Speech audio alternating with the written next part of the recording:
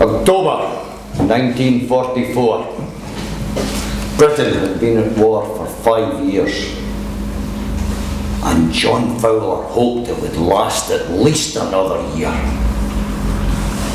John was desperate to enlist and joined his 2 older brothers fighting the enemy.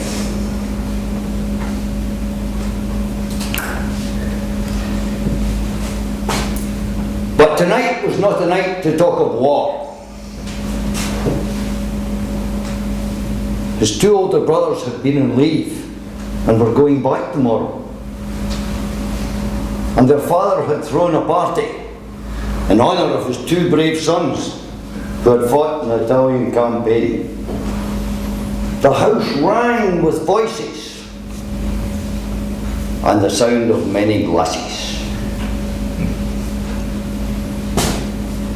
Over in the corner of the dining room stood Ian and Tom, surrounded by some older men. As John drew near, he heard one of the older men say to Tom, "Was it bad?" Tom replied, "We were out of ammo. It was boots, bayonets, rifle butts, anything we could lay our hands on." And raising his head and looking over the old man's shoulders with eyes that had seen things that no man should ever see,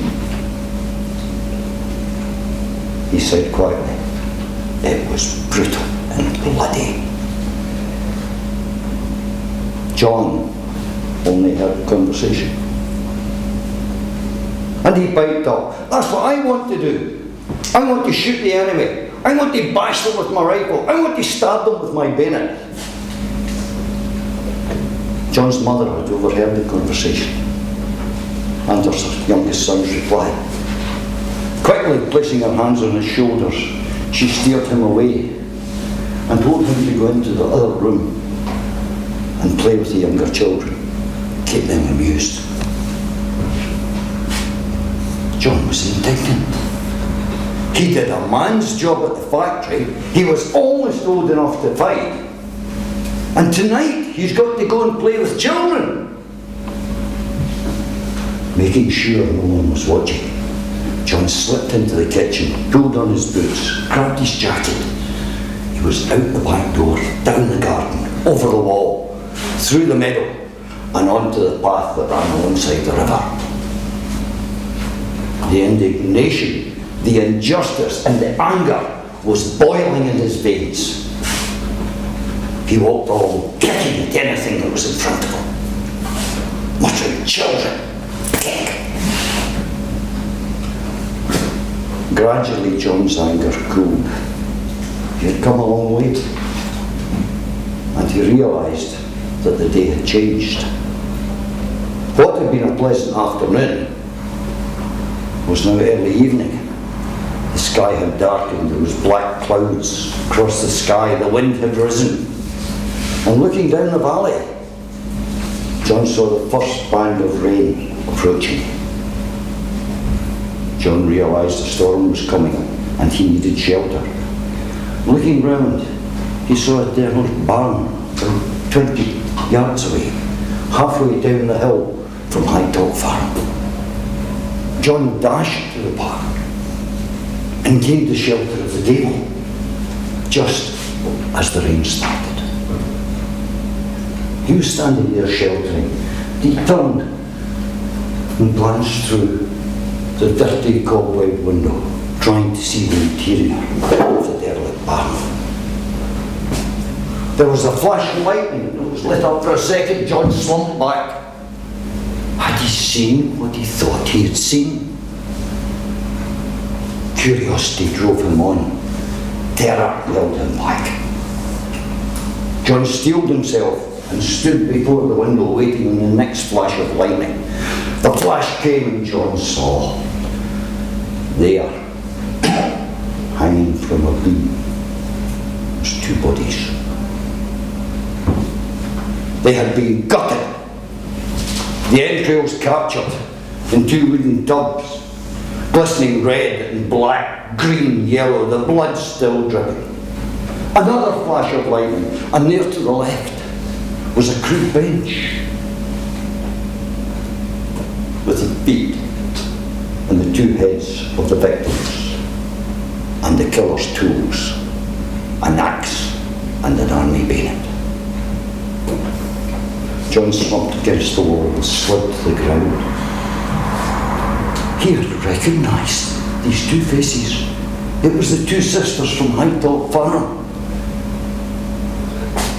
John had first seen them about 5 years ago, only a week after they were born. Little pink things, still sucking of their mother's milk. He hadn't been to Hightop for a couple of years, but he remembered playing with the sisters, chasing them round the farmyard, and the little squeals when he caught them, and tucked one under each arm and returned them to their mother. Why had this happened? What had they done? John had no answer. His thoughts turned to the killer's tools and to what his brother had said. Boots, bayonets, anything we could put their hands on. John was desperate to join the army. He was brave, but having seen what an army bayonet could do,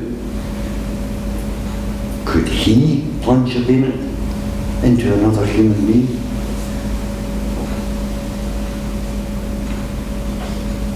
John rose and started to trudge home, deep in thought, thinking back to the 2 sisters and why they had been killed. Suddenly he realised why. If you want bacon and sausage for breakfast and trotters for lunch, you have to slaughter pigs. Thank you.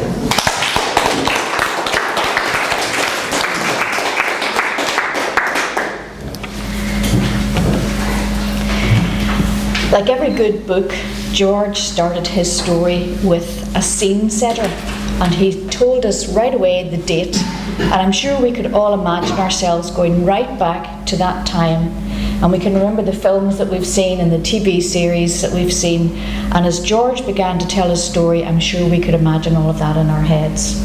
He did a wonderful job of painting pictures and telling a great story. And as he set the scene, he then drew us into the story with the use of his voice. He talked about this young man being so enthusiastic and full of energy, ready to go to war.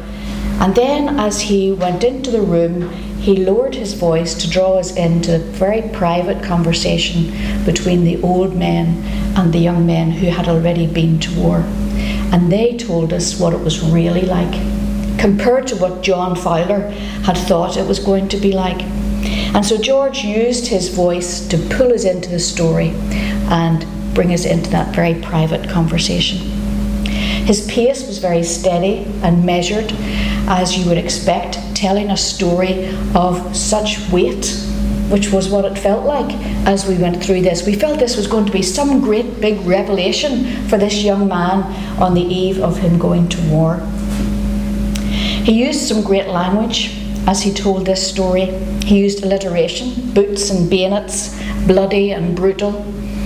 And he used some very descriptive language as he talked about the storm that the young man walked through and the building that he found himself sheltering beside. He talked about the dirty cobwebbed window, and I'm sure we've all been in buildings where we've seen windows just like that. And then the terrible sight that he saw inside that building with the entrails and the blood and the yellows and the whites and the reds as he saw this gruesome sight inside this building. George also used his body language. He stumbled against the wall, he kicked whoever it was, I forget who it was, he clenched his fist, and he really gave us so many expressions using his body as he told this young man's story. George George, a couple of things maybe that you could improve and work on. Very, very few. I must admit it was a struggle to find anything. I think that was an excellent story, and you used so many wonderful techniques. But maybe just your voice is quite a strong voice, and although you lowered it a little bit, maybe you could change the tone of it a little bit. So when you were talking about what we now know as pigs squealing, you could have maybe upped the tone of your voice a little bit, and some of your body movements could have been just a little bit more exaggerated and elaborate.